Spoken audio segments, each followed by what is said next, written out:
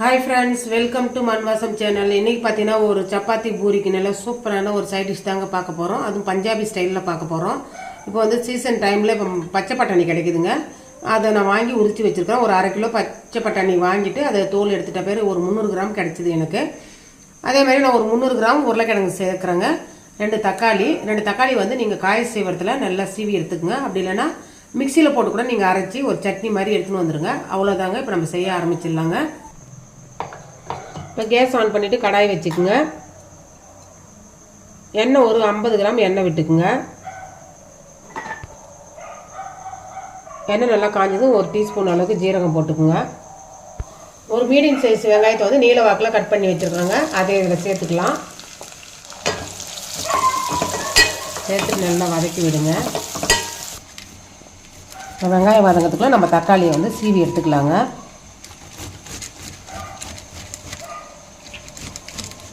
இந்த வெங்காயம் வதங்கும் போது 1 டேபிள் ஸ்பூன் அளவுக்கு இஞ்சி பூண்டு பேஸ்ட்டு சேர்த்துருங்க. அதையும் சேர்த்துட்டு நல்லா அதனுடைய பச்சை வாசனை போகிற அளவுக்கு நம்ம வதக்கி எடுத்துக்கலாங்க. அதேமாதிரி வெங்காயமும் நல்லா அந்த மெரூன் கலரில் ஆகிற அளவுக்கு நம்ம வதக்கிக்கணும். வெங்காயம் சீக்கிரமாக வதங்கிறதுக்கு நம்ம முன்கூட்டியே உப்பு சேர்த்துக்கலாங்க. இந்த ரெசிபிக்கு தேவையான உப்பு சேர்த்துக்கலாம்.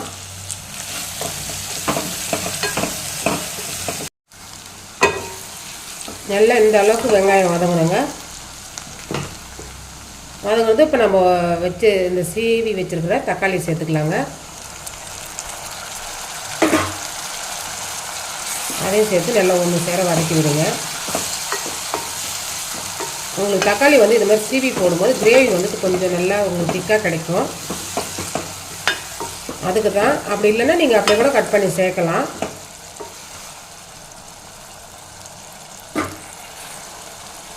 தக்காளி வதங்கும் போது இப்போ மசாலா சேர்த்துக்கலாங்க. 1 டேபிள் ஸ்பூன் அளவுக்கு கார மிளகாத்தூள் சேர்க்குறேங்க. 1 டேபிள் ஸ்பூன் அளவுக்கு தனியா சேர்த்துக்கிறேன்.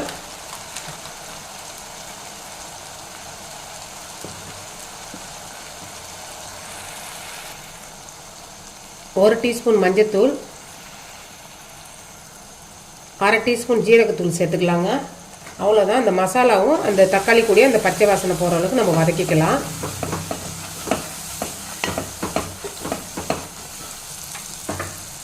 நல்லா இந்த அளவுக்கு வதங்க இப்போ நம்ம உருளைக்கிழங்கு வெட்டி வச்சுருக்கோம். உருளைக்கிழங்கு சேர்த்துக்கலாங்க. இது மாதிரி க்யூபாக வெட்டிக்கணும்.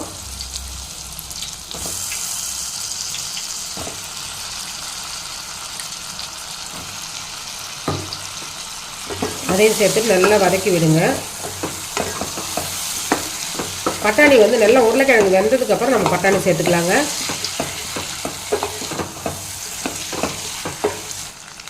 இது கூட கொஞ்சமாக பெருங்காயம் சேர்த்துக்கலாங்க. உருளைக்கிழங்கும் பட்டாணியும் கொஞ்சம் வாய்வு இல்லைங்களா, அதனால் வந்து கொஞ்சம் பெருங்காயம் சேர்த்துட்டு செஞ்சிங்கன்னா இந்த கேஸ் ட்ரபிள் பிரச்சனை இருக்காது. அவ்வளோதாங்க. இப்போ நம்ம தண்ணி சேர்த்துக்கலாம். கொஞ்சம் தாராளமாகவே தண்ணி சேர்த்துக்கோங்க. ஏன்னா நம்ம இன்னும் பட்டாணி சேர்க்கலைங்க.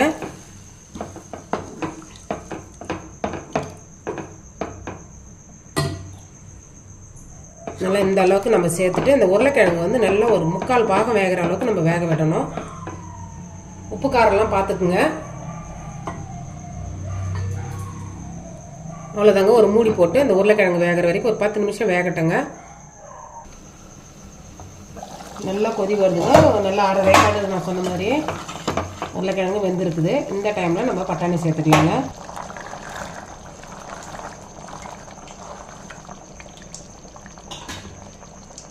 அது கூடவே 2 பச்சை மிளகா சேர்த்துக்கிறேன். நல்லா கிளறி விட்டுருங்க. இது அப்படியே வேகட்டுங்க.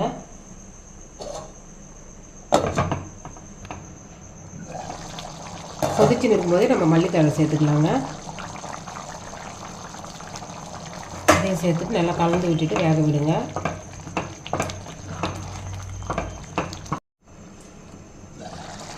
அவ்வளோதாங்க. நல்லா அந்த தண்ணி வந்து நல்லா சுண்டிடுது. இப்போ சூட்டில் தண்ணி இருக்கிற மாதிரி தாங்க இருக்கும். இறக்கிட்டு ஆறின பேர் கொஞ்சம் உங்களுக்கு வந்து தண்ணி வந்து வற்றிடும். ஓரளவுக்கு உருளைக்கிழங்கு லைட்டாக உடச்சி விடுங்க. மேலே பார்த்தீங்கன்னா காஞ்ச வெந்தயக்கீரை, கசூரி மேத்தி நான் சேர்க்குறேங்க. அது சேர்த்திங்கன்னா நல்லா வாசம் நல்லாயிருக்கும். கூடவே 1/4 டீஸ்பூன் கரம் மசாலா சேர்த்துக்கலாங்க.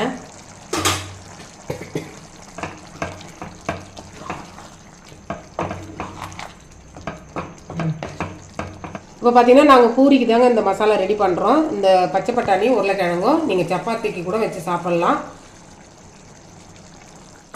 அவ்வளோதாங்க. இந்த ரெசிபி பிடிச்சிருந்ததுன்னா மண்வாசம் சேனலை லைக் பண்ணுங்கள், ஷேர் பண்ணுங்கள், கமெண்ட் பண்ணுங்கள், சப்ஸ்கிரைப் பண்ணுங்கள்.